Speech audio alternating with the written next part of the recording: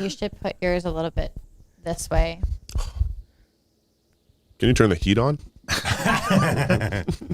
I'm helping you. Thank you. Thank you for your That way when he turns towards you. Yeah, because that's what happens. He does this, and then he's away from the mic. He's going to talk like this the entire time looking right I was at going me. to say, I feel like Mike is deep-throating his mic. Be like on Talladega Nights. He's like, her car ran real good. What do I do with my hand?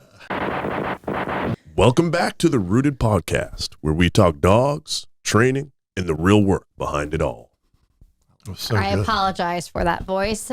Today, we're here to have an honest conversation with two phenomenal people that have put in the time, the reps, and the years. And today, we brought you two of the best to ever do it. Kind of like it. It's very That's pretty sexy. good, right? To the right of me, I have Jay Nix. He recently retired after 25 years in law enforcement. Damn. Yep, former Canine commander, now president of Canines United, and the owner of Ridgeside Canine Central, Florida. Welcome. Thank you. Welcome to be Congrats. here. Thank you. Who do we have to the left? To your left? To your left. Oh, to my left, we have the Phenom. Phenom. Some of you may know him as the Track Daddy. But around here, we just call him Mike Lilley. Thank Mike, goodness.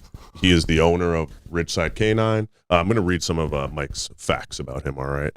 He's a Canines United instructor.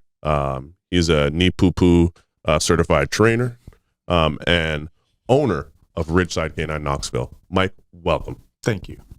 All right. So before we jump in, we want to give a shout out to our sponsor, Worthless Handler. If you haven't been in the working dog world for more than 5 minutes, you already know their name. This is a brand built inside the community, not outside looking in. They make gear that fits the lifestyle. They support handlers, decoys, trainers, and the departments when no one else is watching, and that matters. Support companies that actually support the working dog community and head over to worthlesshandler.com. Bum, bum, bum. What's up, Gary? Hey, Gary. Okay, so we can either do this one or two ways. I have a few questions to ask you guys, or you can just start talking about yourself and just like, I like the question. you like Yeah, the I feel questions. like not them Okay. just talking about themselves. I Not mean, gonna I'm be, awesome, but yeah, it's Okay. a pretty short list for Okay. him. Let's be honest. Let's be honest. Well, I'll start off before I get into the questions. I have had the privilege of knowing these two gentlemen for quite some time, and immediately it felt like family that you just hadn't met yet. And I have watched you guys work with Michael and really bring a lot to the canine industry. Not only are you guys unique in your skills, but you also are very entertaining. And I think there's a part that is really important because I think any good instructor has to have a way to captivate who they're instructing to. Yeah. Because I think we all can reflect on sometimes when we've listened to somebody and being like, you may have knowledge, but I actually cannot pay attention. Like I am That's literally. a common problem for me. I have a really bad problem. So I think more she was just realized like these guys can put up with my husband. Like they kind of match his energy. They do. And We're gonna keep these guys around. yeah. So I mean, it's been, many, many years, and all of us have kind of evolved in a lot of ways. But I think, like, no pun intended, being on the Rooted podcast, our roots kind of have always stayed the same. Yep. Where we have conversations quite often, whether it's just life or talking dogs or something that we want to put into fruition or plan or whatever. So I am really happy that we're actually yeah. here doing this versus like on a Skype call or Yeah. whatever. And the crazy thing is we've talked about doing this Mm-hmm. so many times. Yeah. And now dreams come true around That's here it. at the Look Rooted at us. Podcast. Yeah. We're like big kids now. Trying to make it happen. So you guys both have been in the industry for a long time, and I'm sure that you've seen a lot of change. So let's go through like the good and the bad and the ugly. So we'll start off with like over the last 10 years, what has evolved that you are super happy that's evolved? And then what do you feel that is, or is there something that you wish that you could bring back that was happening 10 years ago and not happening today? You want me to start? Sure, go. So the I think the fact that change is even happening, like Okay. that there's even change, and it's slow. Well, I think that the more we travel, the more we teach, the more we open minds to change, and that's something that I think Canines United is at its core, is bringing our bigger seminars, is bringing that change to show handlers that it's like Jay likes to say, square pegs and round holes. It's not just we Right. have to fit this in with this dog this way or this handler this way, showing that there's not a, we don't have to have the cookie cutter system, same answer for every single dog and every single handler. So, because I know with my first dog, that's all it was. Same answer. It's like you've got a book and said step Yep. 1, step 2, step 3. Yep. And it always turned back to blame the handler because he wasn't trusting his dog. And me standing there going, that's not true. He's dragging me to a wood line. Believe There's no me. track here, and you're telling me trust him, so I'm going. But then you're yelling at me for going with him. Right. So that's the fact that change is coming. Yeah. That it is slow, because in the beginning of with my first dog, getting change was not allowed. Like me seeking out other trainers got me in trouble. I was told that I wasn't allowed to go down there because they're a sheriff's office, and I was going to Collier County, working with Sergeant Gifford, and like he's really the first one that exposed me to markers and food training when I was Yeah. being told that stuff is bad and you can't work a dog that way. And now I've come to whenever I hear that kind of stuff, like you can't lay your own tracks and you can't use food and you can't use markers, to ask, have you tried these things? Right. And 100% of the time it has been no. Their answer is always no, I haven't Yeah. tried it. And so that's why I go back to it's actual change coming, and the more handlers we get to show them and trainers that we get to show them in leadership. I mean, how many at Raleigh, we had 3 commanders there or 2? Yeah. The more that keep coming to those things, the more change will come Yeah. throughout agencies. And then most likely when all of us are dead and gone, it will actually be the norm maybe. Right. But at least it's coming that way. So Yeah. Okay. And is there something that you saw back in the day that no longer I love how exists? she uses back in the day and looks at you. Right. Because you were speaking. I was Immediately, giving immediately, Jay like, let me the refer to the old opportunity. dude. Yeah, let's talk to Jay about this. So, Jay, back in 1905, And Noah's Ark was hitting me. We'd have to have Rob on for that. Come on. Now. that's What- next week's episode. Yeah. Is there something that you wish happened still today that doesn't happen anymore? I think the camaraderie of what it was. Mike and I were talking yesterday about somebody making a comment on a platform where they were bashing a handler, and because they didn't agree with Right. this very small snippet of information that they had, and his response was to bash him. Right. Not wonder what there's more information here. And I told Mike, my frustration was that you're saying, this is part of what's maybe holding the industry back, Mm-hmm. while at the same time holding the industry back. Mm-hmm. Bouncing off what Mike said, I feel like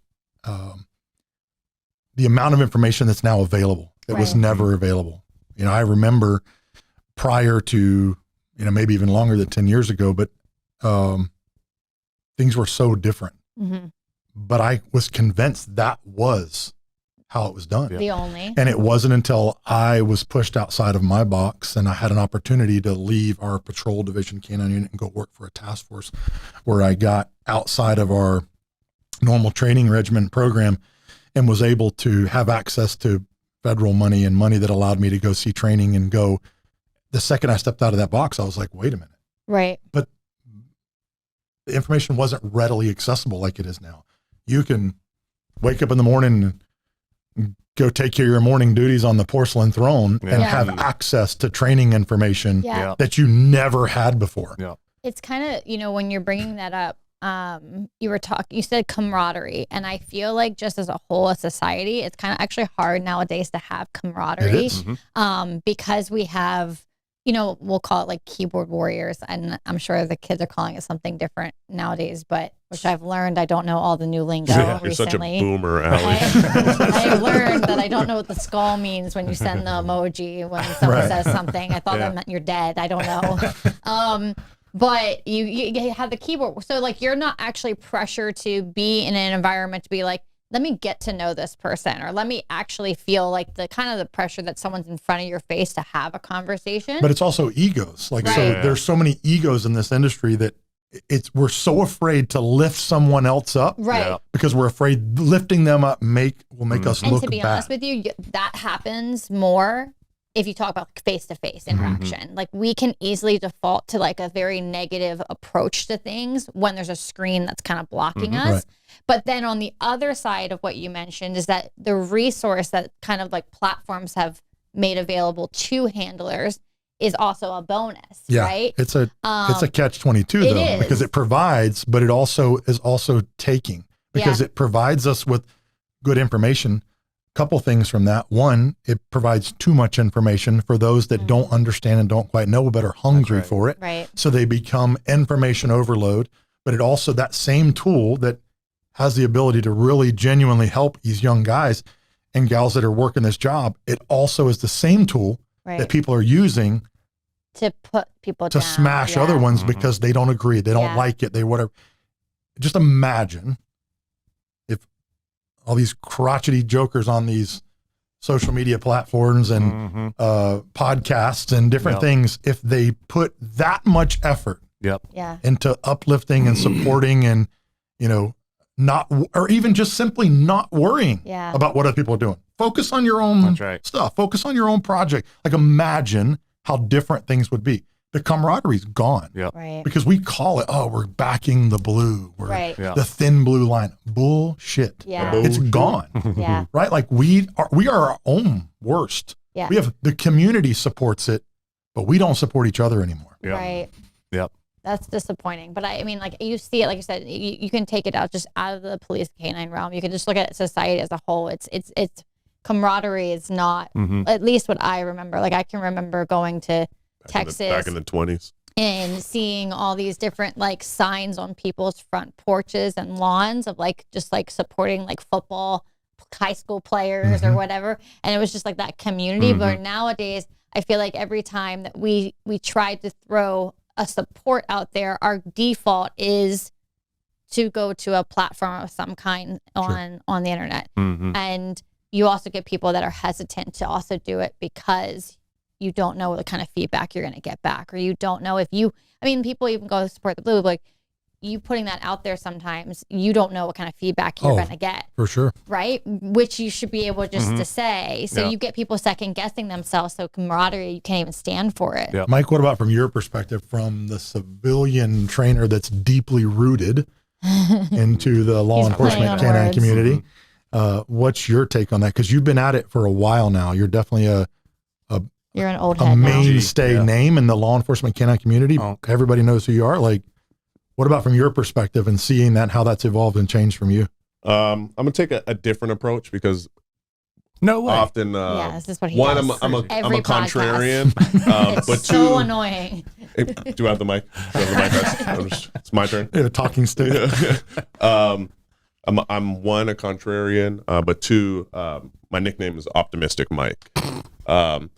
I believe that although there's a lot of negatives that come with kind of the day and age that we're in now, on the positive side, dealing with camaraderie and stuff, I feel like if it wasn't for these social media platforms and all of that, like a lot of our relationships we wouldn't even know each other. We're living and in that's why it is a catch-22. Different sides of the world, basically, So I think that there are, although overall camaraderie is kind of dwindled a bit as a whole, I feel that this is kind of like forged in fire type things, and like when that is happening, then there's like really true, deep relationships built, particularly when there's like a common goal for everyone as well, right? Like I know everyone here, outside of just the dog stuff, but even in the dog stuff, our goal is to try and make people better and more efficient at what they're doing, confident and comfortable in what their abilities are, right? So I'm sure that we have messed up a lot doing that, right? For sure. But the overall goal doesn't change. Now we have to change our approach and our tactics for that goal, and how we can make our message be most effective, and touch as many people as we can in that manner. But I think that social media is a big part of that, and I just want to argue something opposite of what you guys said. Yeah, for sure. no, it's true. I mean, Rich Hartman and I were talking about this the other day. Like, he lives on the opposite corner of the country, and him and I are friends because of dogs. Yeah. Right. We, the three of us, the four of us, Yeah. the five of us, because nobody can see the smoking hot blonde in the corner of Mike's wife over Judging there. everything. All of us are this circle that we've built. It's built around a common, right? Like, dogs have been that. They've brought us together. But because of our desire to do exactly what you said, we've built and forged relationships that we would have never had if it wasn't for the access to that social media, the access to that instant information. And those friendships have gone way beyond, for sure. Just working and training. We talk regularly about life that has nothing to do with dogs. Yep. Yeah. And In fact, we try to go on vacations without dogs. yeah, exactly. Doesn't really happen. I'm extremely grateful for it, for sure. All right, can I ask you guys a question? Mm-hmm. All right, can you think of, I know like a lot of our listeners would be interested in, like in your careers, your kind of long career, Jay, your very, very long career. Extremely. Can you guys think of like a couple of standout moments or stories or something where like dogs have really had an impact on the job that you were doing? Maybe saving lives or bringing someone home or whatever it may be. Yeah, I mean, for me, there's lots of them, and I was fortunate enough to work a dog most of my career, but having some real standout moments with dogs. Had a family that was involved in a really, really, really bad rollover crash on the interstate, and a baby was ejected into a wooded area, and they were struggling locating this baby, and unfortunately, the dog was used to help this search team be able to find this baby that had been ejected and quite shockingly very far from the scene of the crash.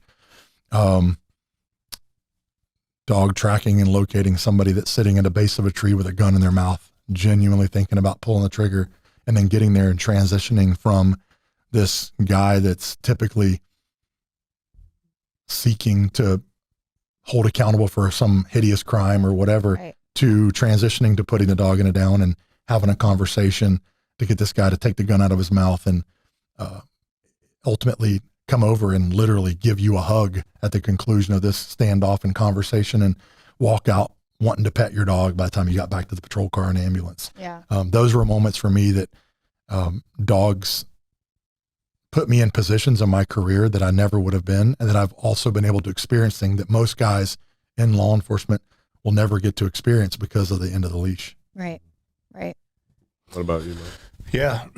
So I'm going to use the one we just heard about from a handler, that because all of mine are all bad guy tracks. That's all right. I don't have any like that I can remember where we found a kid we've done tons of those tracks, but those are so few and far between to be successful on, because there's so many factors to from contamination to time delays to which direction there's stars have to align with that. But we taught a seminar in Indiana, and there was a team from where was she from? What's her city? The Michigan.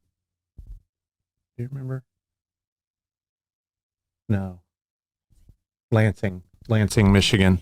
And there was two handlers there that were, seemed very squared away, dogs and handlers. And, us as instructors, we take note of that, as a handler that comes out and one has a squared away dog on their own effort.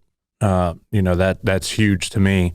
But she was at all of our stations and took things away from that and implemented it, and was able to get a call with zero information about a person that had essentially smashed a just a guy going home from work, smashed his face in with some type of utensil and left him for dead next to a dumpster. And he was in Wendy's bragging about it. So the units, obviously somebody from Wendy's called 911 and they get on scene. And the handler's telling me this story through Gary from Worthless Handler on his phone, because he's like, you got to hear this story. This was post the seminar where she had trained with us several months later. Yeah. And so she got on scene, and something that we're all big on teaching is, within your policy and state law, find a reason to work your dog that will help give back. And so, they've tried everything, air support and roving units, trying to find this victim that this guy's talking about, almost thinking the guy is full of crap, just talking out of his butt. And so she deploys her dog, and her exact words to me were, I just decided to look for a track around Wendy's and hopefully backtrack to the victim. And she said, I know we don't train for that, but let's give it a shot. And I told her, I get chill bumps even thinking about it now, because that's the exact thing we talk about. Like, you train for these reasons. Mm-hmm. Don't just leave the dog in the car. Find a reason to put the dog on the ground. And so she picks up a track, and I'm sure second guessing every step along the way. Said the dog took her through kind of a homeless encampment and across an interstate, and it sounded like a pretty good ways, and then took her to an alleyway, and where she recovered the victim, who was unconscious but still breathing. EMS picked the guy up. She said 100% his face was just, he had beat the snot out of him. And her and her dog got a life-saving award from that. Wow. And so those are things that, as an instructor, I struggle with this all the time. It's so tough to give as much as you can at a seminar and then hope the handler will, with all of the agency BS and home life and all that stuff, actually take the time to implement this stuff the way you would desire them to.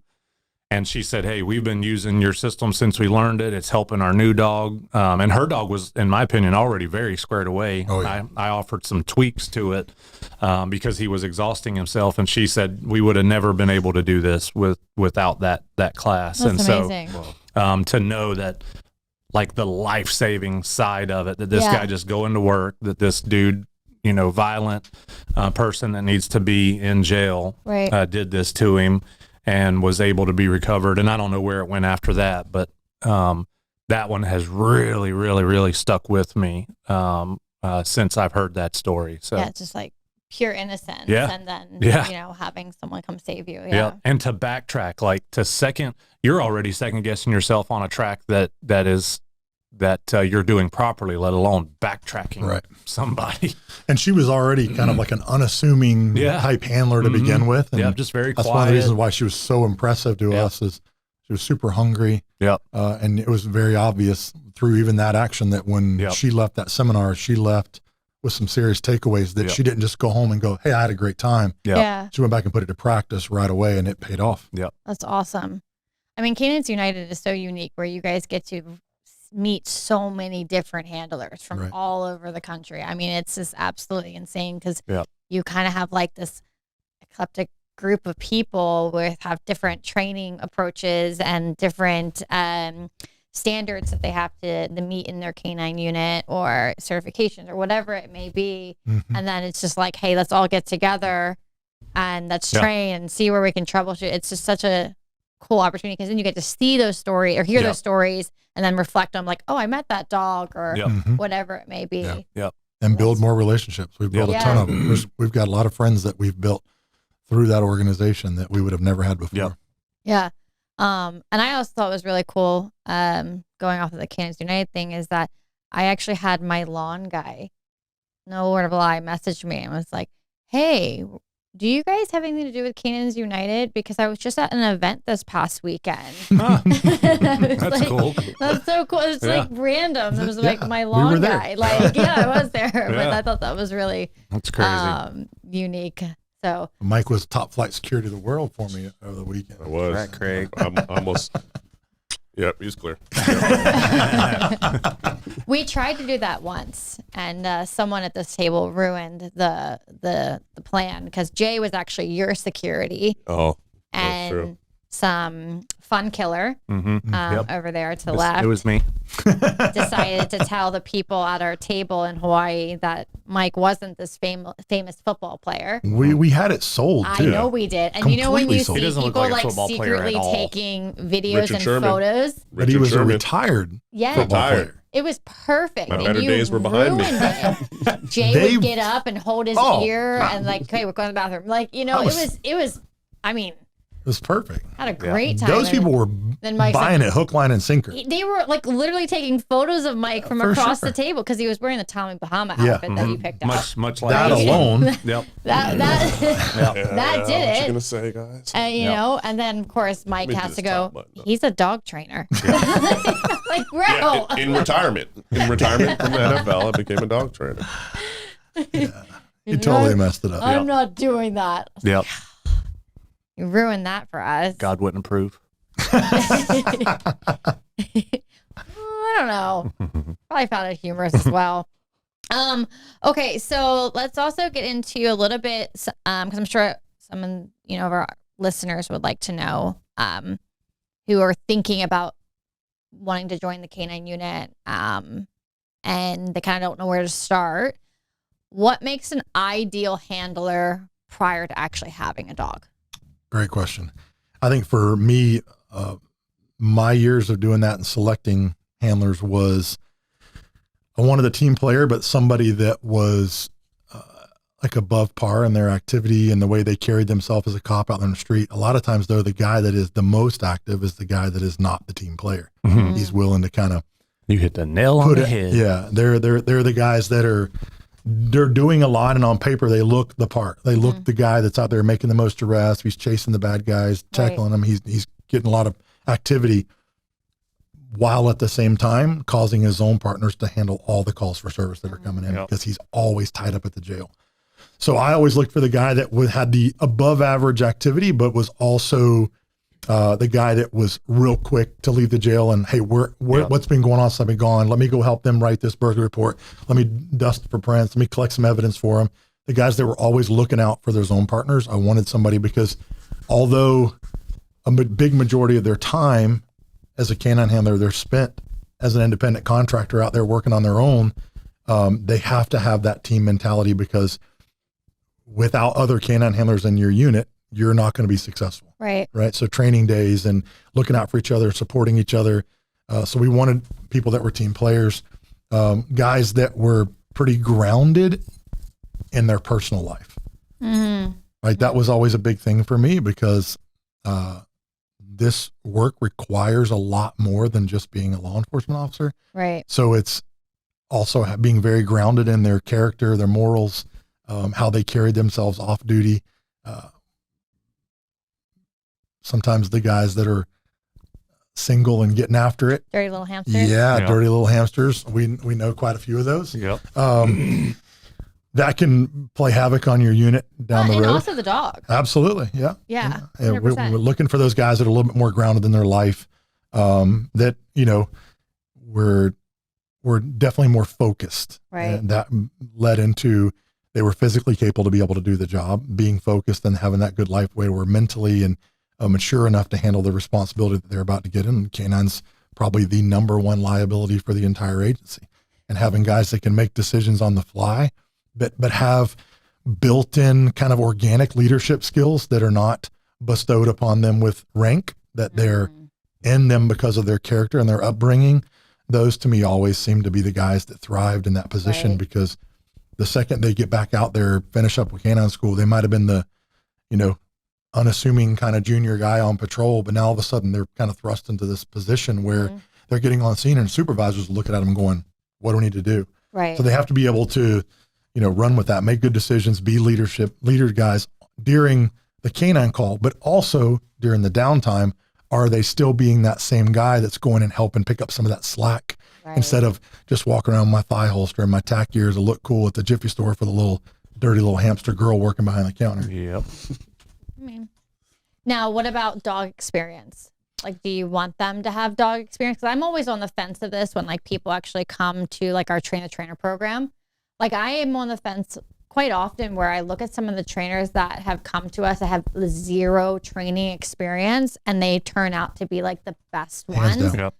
And I think sometimes that's the case because there's not so much, I don't want to say baggage, but just like, well, I already know this kind of. And like, or you're just not having to undo things that are counter to how you want to teach right. them, right? So do you find that if like you have someone that's like, oh, I've had dogs all my life and like canines obviously where I should be because, you know, I had this dog and this dog. Do you what is your take on that? I definitely think that. I'm sure you were kind of the same way in your time when you were supervising a unit. For me, I wanted the guys that had no experience. Okay.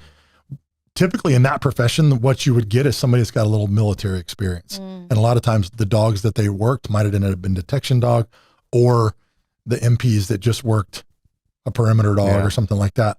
And those programs were a lot of times so cookie cutter that even when you got those guys, it wasn't that big of a deal. You would, like Mike said, have to disrupt a little bit of undesired behavior and learning, try to get them redirected. But for the most part, I wanted them green, just like I wanted the dogs. Yeah. Because I see that sometimes too when someone has had pet dogs all their life and then they want like this really badass working dog for the first time. And then they start approaching the working dog with these crazy aspirational goals as the same as they would do with their pet dog. And like they don't really understand that like less is more a lot of times with working dogs versus a pet. You can have out on the couch and do all the things and it still will be there. All the guys I selected had no dog experience. And now that I'm out and have done canine schools, I hear so much, well, I've just done it this way for so long. And that excuse only runs so long with me. So that, like Mike's saying, the baggage. And I will say, you don't need to have dog experience, and I would rather not have it because you sit on enough interview boards.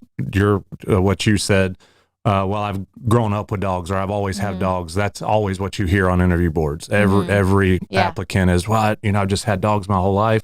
But something that has stuck with me that I implemented when I took over the sheriff's office unit was a part of the testing, the tryout with Fish and Wildlife was they had this big black lab that had a muzzle on. I know what he's about to say. Go ahead. A black one? Yeah. I could see his head turn as soon as he heard it. I was like, all right. And I even tried to find a way to say black lab without saying black lab, but there was no way across it. So they had, us as applicants had to come up, and this dog was just a jerk. He'd growl and act like he's going to bite everybody. He's muzzled, and we had to pick him up and carry him a certain distance, set him down, pick him back up again, and carry him a distance again. And what set off for me was how many people reached to pick him up, and as soon as he growled, they jumped back. And you could see the judge, the senior handlers making notes, and so that's a big one. Like you can have no dog experience, just don't have a legit fear, I think, of dogs because you're going to be working them. And then for me, like the dog experience is not like he said. The biggest part is who's going to jump in and help. But I really like somebody that can pass my tryout. Okay. If you can pass the tryout, then I think your heart's enough in it that you'll get through it. Because my tryout was a pursuit bell out that I had to work, and it kicked my butt, and I was not successful with it. So that's exactly where I made every canine tryout after that. And I've had guys poop their pants on it, and like literally, and stop and go back to their car right as soon as they poop their pants, and it wasn't even to the hard part yet. We hadn't even gotten good. Poop is kind of hectic. I feel like peeing your pants. That's a regular thing too. We just had tryouts yesterday, and we were talking about that one that we had a couple years ago, where a guy. We just see him on the run because we're monitoring them like rangers and golf carts, watching them do the run. And we see this guy just dip off in the woods, and like a minute later, he's sprinting out, pulling his pants up. Like, that's with only one sock on his on one foot. And my man. That's called heart and dedication. Well, that's it. And nerves get to you. Nerves get to you big time. On that note, we're going to take a quick break to shout out our sponsor. This episode of The Rooted is brought to you by Worthless Handler. Since 2018, Worthless Handler has been manufacturing morale and pissing off admin with gear that speaks the truth of handlers, trainers, and working dog enthusiasts. From bold patches to apparel, it's not just merch, it's a statement. Support those who support this podcast by heading over to worthlesshandler.com and check out their gear today. Shout out, Gary. Welcome back, guys. We are here. Allie had to use the bathroom, so we took a commercial break. But we're back now. That's not true. That is not true. Been back, sweetie. Oh, we've been back this entire time? Yeah. I don't think that's the case. Yeah. I don't think anybody has told him we're back yet. Yeah. So we're back starting now. All right. So we have a few more things that we want to discuss with you guys. I'm gonna take it from here now. Okay. Oh boy. Try to put a positive spin on this. Get it out of the gutter. Yeah. Just a it makes happy sense. guy. It makes sense. I'm nervous now because I don't know what direction It's this crazy, is about right? to go. When we're talking about Based Mike's on the talking. before we're back conversation. Son, Allie has printed out some stuff for me to ask you guys. This is what I think about this stuff. Put that over there. All right. Well, I actually would like to ask you guys. He did drop it. In your training, your growth as a trainer, what is something that you wholeheartedly bought into, like early on in your career, that now you look back on and you're like, oh, I would not do that again, or I'm not going to train in that manner anymore? I feel like that's not happy at all. It is. You got happy. to remember, I grew up a long time ago in K9. It was real bad back then. All right. Okay. There were wooden You tires on started his this patrol off with, cars. I want to go to a happy place. You took me straight back to the beginning. That's true. And the horse and carriage patrol Yeah, car. yeah. We're going back to demons. Yeah. I can, Never mind. All I right, can spin scratch it that to question. happy I if you guess- want, but I guess I'll get Allie's paper back. No, that's the answer to that. I'm fine with it. You should I've got a good answer for that. All right. Okay. Is it happy? Yes. So I would say like when I noticed the stuff that I was being taught with Fish and Wildlife was just not it. We were teaching dogs how to track visually for thousands of tracks, like runoffs. And so I hated that system so much that I just completely abandoned it and for a long time said, that stuff's ridiculous. I'm never going to use it. But if you look at my tracking now, I started with them seeing a person walk away. And so, I guess what I'm getting at is when I learned, markers and food reward and really dove into e-collar and pressure and what consequences do for dogs, then I started to learn my own medicine, that not every dog learns this one way. So molding a system, parts of a system that I despised at the time, that I said for a long time, I'll never touch that again. Like that goes in the bottom of the toolbox and it's locked in several layers, right? Now is something that ever so often there will be a dog that comes across the facility that has to have certain spots of this, that you can't just be the super cool modern Right. awesome. way with the dog. So, that's why I always say now, like, keep that stuff.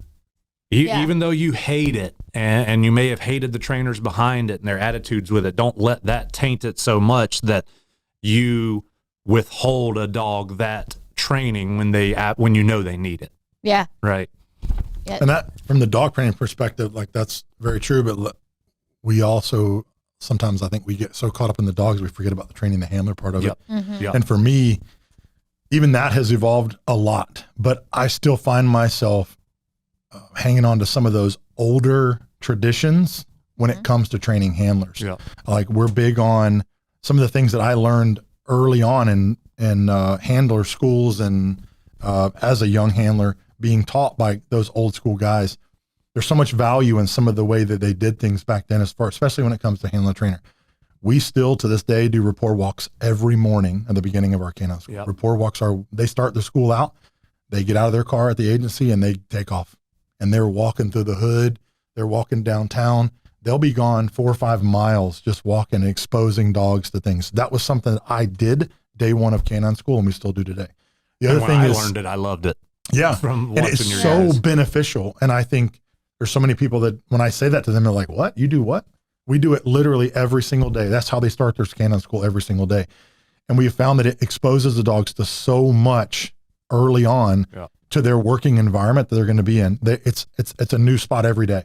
Right. And the spots that we're going to be working in a lot, they repeat that regularly. But now the time that dogs leaves out of the training environment and is going into this real world environment, they've been in that environment so much that it is not a new environment anymore. They're just taking the skills that they've learned and they're applying it in those areas. The other thing for me is with the handlers. When our handlers get selected, they're not handlers, they're prospects. And it's old school tradition. They're not allowed to wear anything that identifies them as a canine guy at all. You haven't earned it until the day that you certify. I've witnessed that while I've been at your place, and we're doing some muzzle stuff. Yeah. And the only like spare shirt we had there was like a old canine t-shirt. And I was like, all right, go put this on. And he's like, picks it up and looks at it. He's like, nope, no, I'm not putting this on. I can't put this on right now. You're not allowed to. That's something you have to earn. That's how it was at Fish and Wildlife. And this came up to conversation a couple of days ago with another agency, and we were talking about why I do that. We're asking these young guys that a lot of times don't have very much life experience to take on a massive responsibility very young. Mm-hmm. But we're also asking not to go to their head. Yeah. Right. So if we start this off in a very grounded place, you're surrounded by guys that are here because they've earned their place here, right? We have there's things that we will talk about traditions, and there's things we don't talk about traditions. And the only way you'll ever know about those traditions is if you experience them. Right. And it starts with our tryout. Like, that's a big deal. Our tryout is not easy, but we want the guys that are serious about being there to be there. Mm-hmm. And every single handler that's ever held a leash for the Marion County Sheriff's Office has been through that. Mm-hmm. We've never changed that standard. Right. And it's very difficult. There's a reason it's really difficult, but they start out that you're not allowed to wear anything insignia. It doesn't matter. They get their bulletproof vest, they get their TAC vest, but it doesn't say Sheriff Canine Handler on it. It just says Sheriff. They get their normal star on it. We may have to respond to something bad during the middle of canine school, some mass shooting or whatever. They won't have anything that says canine. They're not allowed to. And the reason that is, it sets that tone from them early on of what the responsibility is that they actually are gaining. Mm-hmm. And they're gaining it, not gained it. Right. And so they learn that responsibility. So by the time that they're getting ready to hit the street after 6 months of school, they're humble at least in that position. Right. And they know what it took for them to get there. But next is when the next phase of young guys are coming along, they've earned that place. Right. And now they are the guy passing that torch in their event. Mm-hmm. So those are, for me, the old school things that I'll never, ever get rid of. And they're bigger. We're teaching them not to be arrogant. Yeah. Right. By earning something. No one's bigger than the program. That's it. Yep. That's it. And we see a lot of that when we travel, where there's a lot of places that could use that. Yep. I tried to implement a tradition at Grassroots, and that was that everyone got branded. I got one person to do it, but no one You tried to else. go like full Yellowstone on them? Mm-hmm. No, tattoos work. You know, if I could, I would do the Yellowstone approach. I think it's important that there is a tradition we won't discuss. The name will be renamed nameless, but there is a physical occurrence that occurs when you graduate canine school and certify. That is a rite of passage that every single canine handler goes through, and the handlers are the one that deliver that process. And it is very serious, and most new guys don't know about it until it's happening. Uh-huh. But it's always happened since the 70s. It's never stopped, and it will never stop. Does it involve poo? No, it doesn't involve. It's a physical interaction with, right? It's a physical interaction. Don't ask any more questions about it. Yeah. It is something that you will carry with you for the remainder of your life. I feel like our viewers and but no, listening are going to be like, I don't know if I can keep listening to this. I think that it's super important to have established traditions like that. I agree. And it kind of goes back to what we talked about at the beginning, that camaraderie, you right? know? Like those are traditions are built on something. They're there for a reason. And what I think an important part of traditions is that making sure the people that are in the know about those things understand the purpose of it. Yeah. 100%. Like why it's happening. Yeah. And yeah, that's awesome. You both have spent quite a bit of time around my units at different times in different phases of handlers and coming and going, and guys getting promoted, guys that getting kicked off, guys have gotten in trouble. And, but I think both of you can say the perception of our team is it's a team. Yeah. And that's part of that. Like what we're instilling them from day one. You know, Mike will show up there and you got two new guys standing in the corner and they're not talking. Mm-hmm. There's a reason they're not talking. You're not handlers and we're handlers. You're not allowed to talk. But I'm also not just saying this to like toot y'all's horn, but I definitely have seen like the people that hang around y'all a lot, like unit wise, that are not necessarily like your old unit or anybody used to work, that have taken that. And I've seen them kind of as their own unit where I can see they're close knit. Right. And, you know, I definitely think that when people get to see, oh, that can happen within my unit, and this is why it's super beneficial, and the camaraderie and everything we're talking about, it definitely sets the tone to kind of encourage people to do that. Yeah. There's a good example of that where we're here. We got a buddy in town doing a course right now, and there's a guy from Marion County here, and we had some scheduling timing errors, so the course didn't end up starting late until later in the afternoon than it was supposed to. And he says about one word a day. He's a very quiet fella. So you know that he was up in arms about it because he came and spoke to me about it, and he says, "Hey, I could have been at the unit tryouts today." He was pretty upset about because we had tryouts yesterday morning, and he missed it. Yeah, he missed the tryouts. You know, and he's like, "Oh, I could have been at that." So like that just says a lot for what the kind of culture is that is created. And that's something that those guys take very serious, especially after they've been through it. And again, that's what I mean. Like they're passing on that tradition. Yesterday, I called Justin, and all of you guys have had a chance to meet Justin. Justin is the sergeant that he worked for me as a handler. His dog was shot and killed last year. He's since been promoted, and he took my position. And I'd been grooming him about 8 months prior to me leaving in August. And yesterday, I was so proud. I went there, number one, I got a phone call. You're going to be there, right? Like, I don't work there no more. Yeah.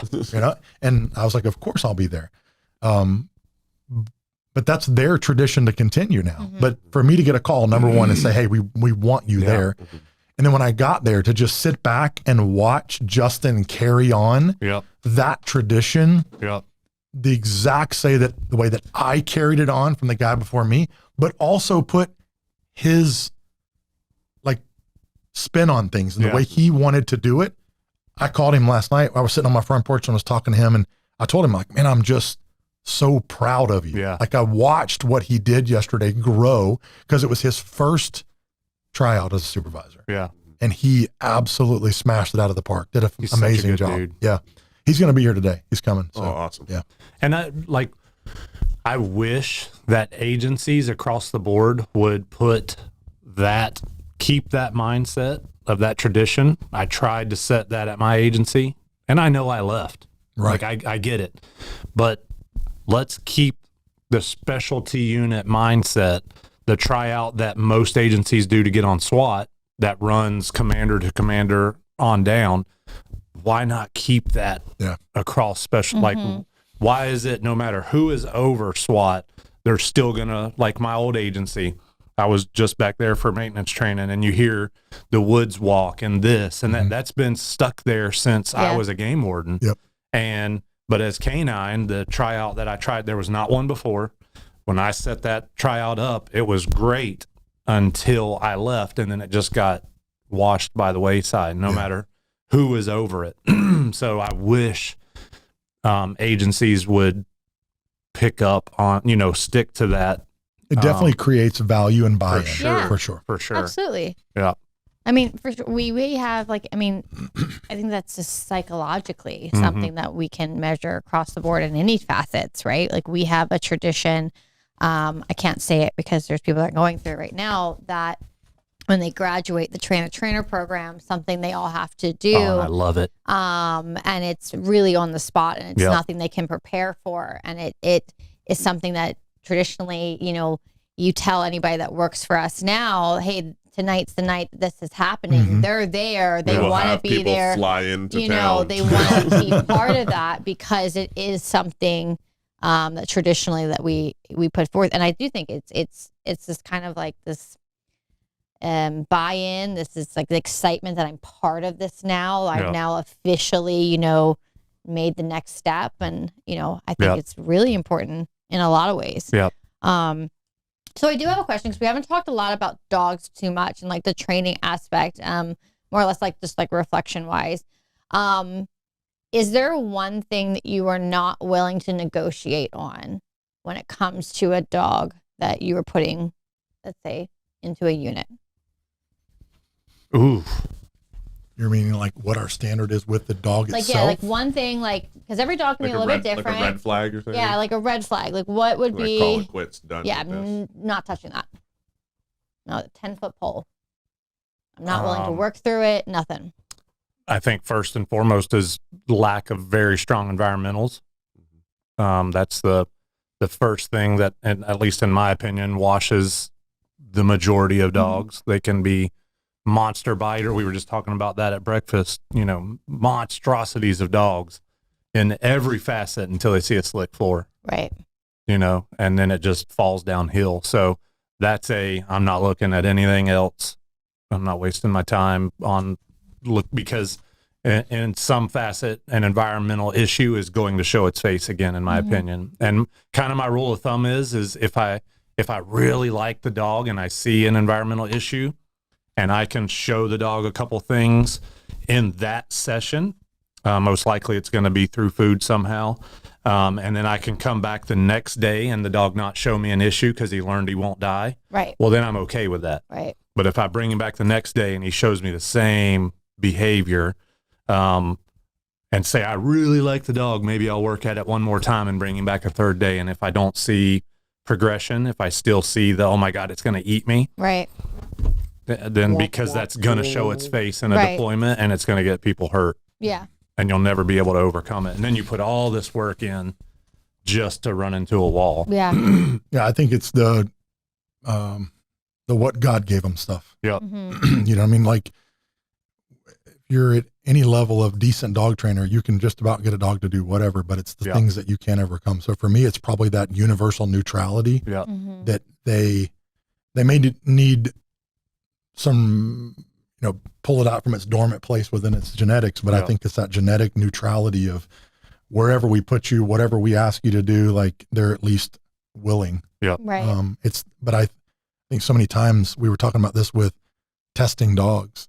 So many times we're trying to do all these crazy tests when the root of it is what is their genetic neutrality of dealing with environmentals and dealing with the pressure that we're going to put on them and social pressure and, you know, the handler being that new pressure aspect. And it's the ability to just be like genetically neutral so that we can point and shoot whatever direction. But I think once you see that and that hair on the back of the spidey sense starts tingling, like that's there, you might as well just stop and move on. I just was talking to Justin last night about the 3 new dogs we have, and there's 2 of them that we haven't even started training, and they've already proven to us that they are the dogs. The one tested very well, but he's young, but my jury is still out. And I told Justin, we're going to get after it. But if we start seeing any hesitation, we're just going to stop and get another dog. With the other 2, we know, like with those. So I think that's for me, it's that you guys know because you've tested tons and tons and tons of dogs. I don't have to do crazy tests anymore. You can just look at them and see them moving and watching how they coming out of the kennel and you already know. Like, yeah, I started to kind of stereotype dogs that look a certain way. It's not stereotypes if it's accurate. Like if they kind of look like they have some kind of, how do I say this word without it being bad? Thank you. He said it, I did it. If they look that way, Blake, censor that. like, if they look that way, like I'm like, something's gonna be weird. Something weird's gonna happen, whether it's like a health issue or behavioral issue. If you kind of look like genetically effed, we've all done this long enough. We know exactly what she's talking about. You know what I'm talking about. Like, where you're like, But there's also been times that's bit us in the butt for not listening to that. Right. Yeah. Or bit us in the butt because just so everybody listening is clear, we're not just talking about environmentals for dual dogs. No. Environmentals for single purpose dogs Yeah. must be there as well. Yeah. It's the same standard. But like you're saying, I found myself there for a little bit, giving a dog that look and going, nope, go away. And then to see that dog at another agency on the street, and I'm going, gosh, dog it. Why didn't I pick that dog? Like, Yeah. You know the dog that comes to my mind, not so much like the crazy look, but I would have passed on the dog, and he is a badass dog. Taco. For sure. We were talking about that the other day. 100%. I called him right over Yeah. the first time I met Taco, and I was Yeah. like, Jay, what'd That you dog's pick? fooling. Man. He will absolutely fool I you. don't think he looks. I know he doesn't. No, I'm not saying he's a I'm not his sharp-looking look. dog. Yeah. But the way he carries himself, times you're like, nerve. Like, okay, I know exactly what you're talking about because you know whose dog also moves like that a little bit? Bam. Yeah. Well, but Hunter's, Taco's very unassuming. Like you look at him sometimes, you're like, if you didn't know that dog and it walked on a field, you would think, here we go. Yeah. Somebody's trying to make us some dog something that they're not. Yeah. And And then then, Taco just won the Canine yeah, United. top dog. and has how Top many dog. street bites? Oh, bro, Like that Hunter's dog's- dog, Hunter Kern's dog. You met him before he passed, Yeah, Ruger. yeah, Ruger. I met him too. Golly, yeah. But if you watch him, his tail is touching his stomach Yep. everywhere he goes. Yeah. But that dog could come out on the street. There are and some few just- diamonds in the rough, but Yeah. for the most Yeah. part, But when you you know, see that little, Yeah. that gleam, I just heard the saying, hey, there are white tigers. Yeah. No, but Yeah. I'm even talking to the extent of like their eyes are too close. Like Yeah. their No, wait, snout I know what you're looks weird. saying. You know what I Yeah. mean? Like you can just sometimes where you're like, and again, because it's like we try to preach that it's not about the looks. Like we try to Yeah. say like, you But it know, is. like you can have a really nice Yeah. ugly dog, Yeah. right? But it's just like stereotype. Yeah. You know, stereotypically, if a good looking dog is a majority of the time Yeah. like genetically good looking. I'm not just talking it's pretty Yeah. colors. Like Yeah. it looks well put together. Yeah. Usually, Yeah. you know, I would say, Form follows function. yeah. And also too, something I learned with the single purpose dogs, because we hit that contract that we were doing quite a bit of single purpose dogs, and I would, you know, drive to go test them, and I learned with especially at least this vendor, it takes the dog a couple days to come around to you.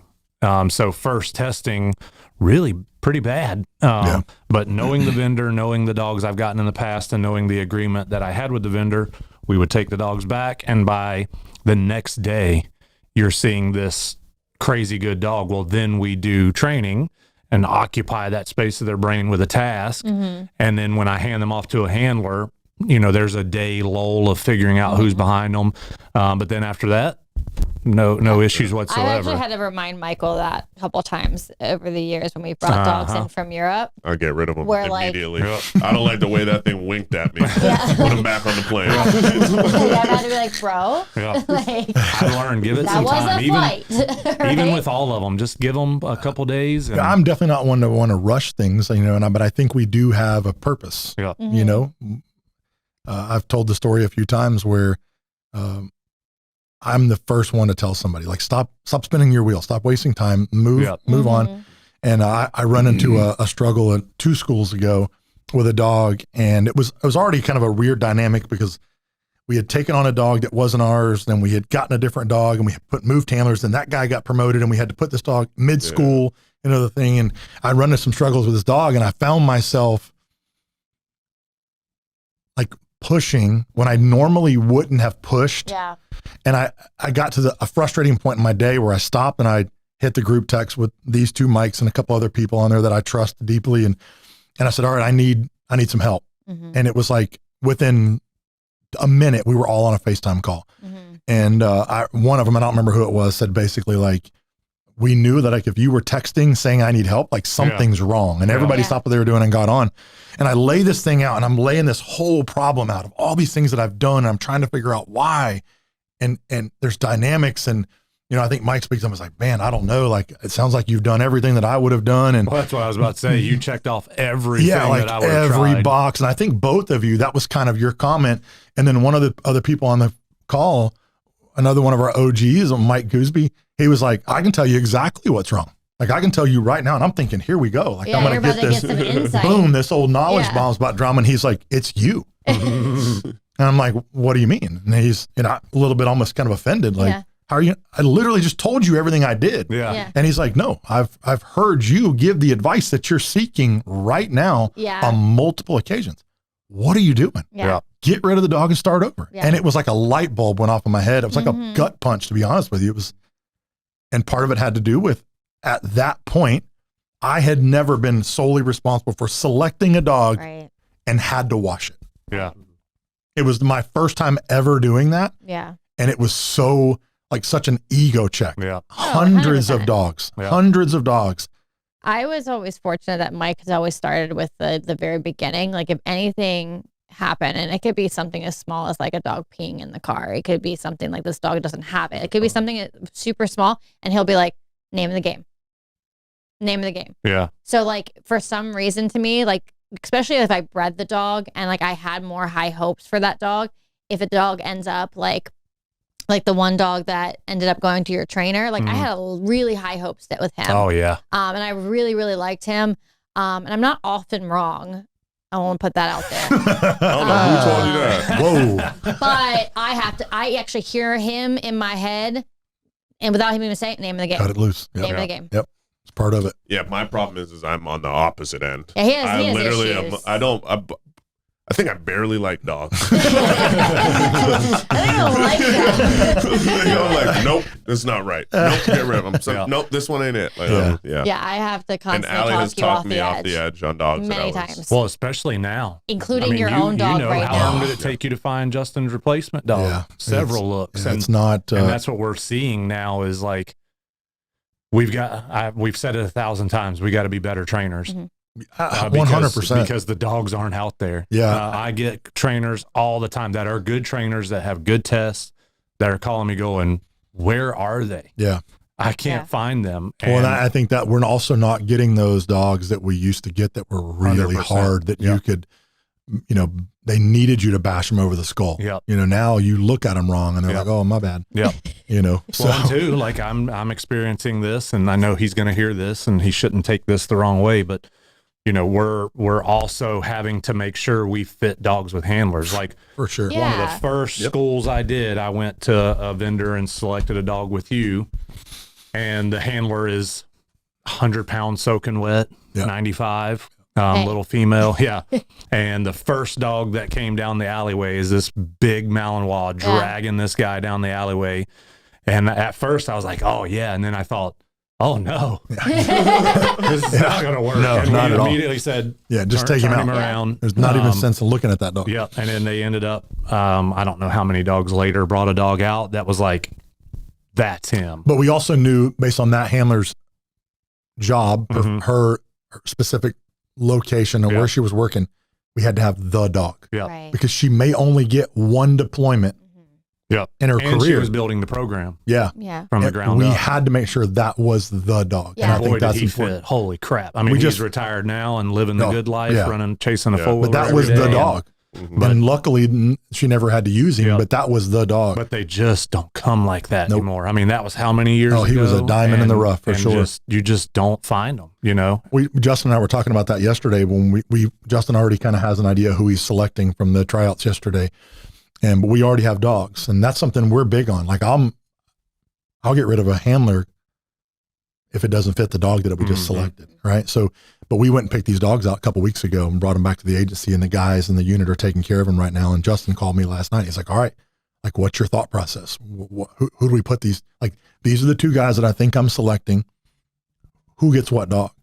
And I said, well, this is my opinion. And I told him, and he's like, perfect. That's what I thought you would say. And that's where my mind was at. But like, we haven't even selected them. The Yeah. admin hasn't even put their blessing on it yet.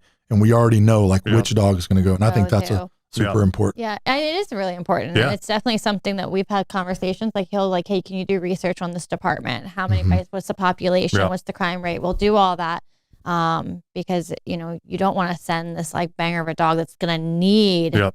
a lot of bites to even have like Yep. a successful career Yep. because of the type of dog it is, and put it to a town of Yep. 5,000. Like But I also think vendors, we've run into the issues where vendors realize And I think this is where they mess up is, oh, that's a small town. They don't get a lot of work. So we can put a softer, it needs to be the opposite. We talked about that needs to be the dog that doesn't need a ton of bite work because it was born to do that job. Yeah. And when the evil creeps into that little community, that one time, that dog needs to be the dog. That have to get that. Oh, yeah. They have to get And the key to all of this is just like I preach all the time, have a plan. Like we're saying, you got this handler. Yeah, fits that dog.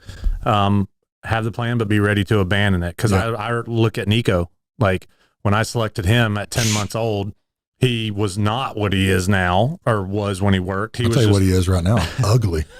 He is an ugly fella. Dude, God.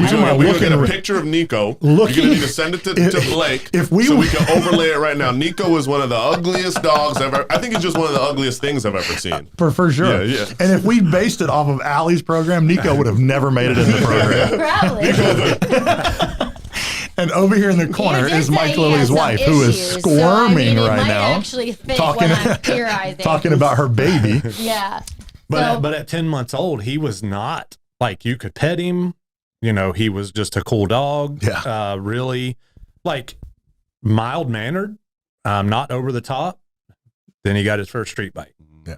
Then he got bloody. And that, man, it was a light switch. Mm-hmm. It was an absolute light switch where he went, as he was learning some things in school, he was building, but bro, after that street bite, there was no turning back. Yeah. And I feel like it's so crazy, like that story. And then you got Drago, who was the complete opposite. Yeah. Like he came an asshole. Yeah.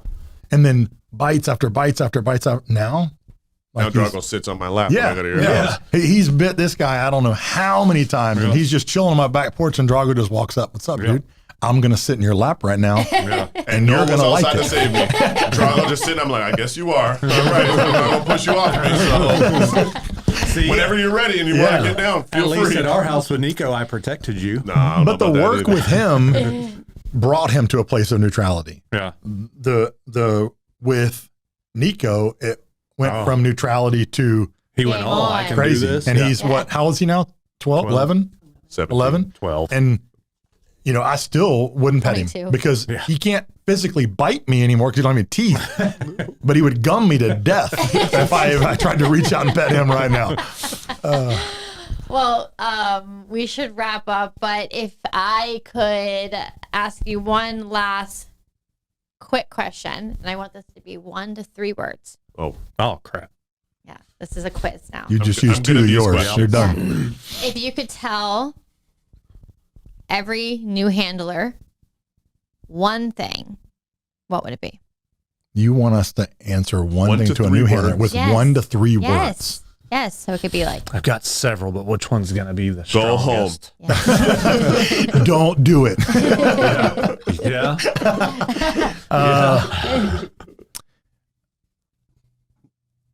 Find your passion. that was perfect. Yeah. See, I knew you could do it. Yeah. See there? Find your passion. Well, then I'm going to go I'm going to go off of that one. I'll pick one that's going to go off of that one. Find your passion, but find your peace as well. Okay. All right. I'm still working on finding my piece. Yeah, you're married Michael Nesmith. And if I had a secondary, and you had an Ezra. Secondary would be patient. Okay. Love what you do. Yep. Bam. See, I told you guys we're could here do dropping this. 3-word bombs. Yeah, over but here. that's outside of the rules. That's 4, right? No. You said 1 to 3. Well, you had 2 parts. You said like 35 words before you even said I was 3 counting words. over here. Were you? I wasn't counting. Sorry, I take my shoes off. So I can't be Jay, Mike. Yes. It's a pleasure sitting down with you. And we Always. have these conversations kind of all the time. Yeah. So I think it's important. And I hope that the audience enjoys and gets some stuff from this. Would like to continue to do these whenever we have the opportunity. Yep. But I just want to say thank you guys for coming out and sitting down with us. Thanks for having us. Of course. Yeah. And then we're going to train. So Yeah. Yeah. I'm And looking if forward you to it. are listening and you're interested in connecting with these guys, learning more about them, we'll be sure to put a link to some of the different platforms that they are on to reach out to. And last but not least, we want to give a shout out to Worthless Handler for backing this podcast. Yep. And stay tuned for next week's episode. Thank you, Gary. thank you guys for coming out. All the fine print is going to read, and everything is going to be good. It was wonderful. Terms and conditions apply. Awesome. dumb. Love you guys. If you have Thank two realistic you. dreams and unrealistic nightmares, please, we are not liable for any of those. All right, thanks, guys. That was actually pretty good.